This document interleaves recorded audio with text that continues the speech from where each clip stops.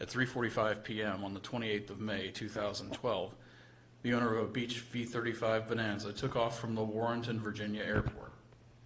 He was accompanied by an experienced CFI who would be giving him a flight review. The Bonanza headed south and climbed to 3,000 MSL in Class E airspace. There was no communication with air traffic control. Roughly 10 minutes after the Bonanza's departure, a Piper Cherokee 140 took off from the nearby Culpeper Airport and climbed out to the east. Its pilot contacted Potomac Tracon and requested an RNAV approach to runway 33 at Warrenton. Busy with other aircraft, however, and in the middle of handing off the position, the controller initially asked the Piper to stand by.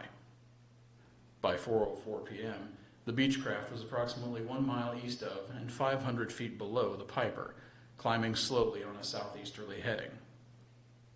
At the controller station, a conflict alert sounded for the Piper, which had by now been radar identified.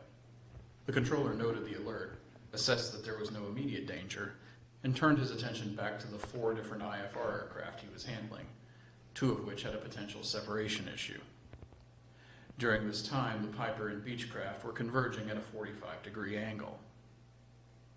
Just shy of a minute after the initial conflict alert, the controller turned his attention back to the Piper. He mentioned the conflicting traffic and called for a climb, but it was too late. The Piper's propeller severed the Bonanza's fuselage just aft of the pilot's seats, and the aircraft entered an uncontrolled descent. Neither occupant survived. The Piper lost its engine, but its pilot was able to land in a field. Later analysis showed that the aircraft were theoretically visible to each other throughout the accident sequence. No aircraft structure obscured the view of either pilot, though the Beech pilot's view may have been blocked by the instructor's head.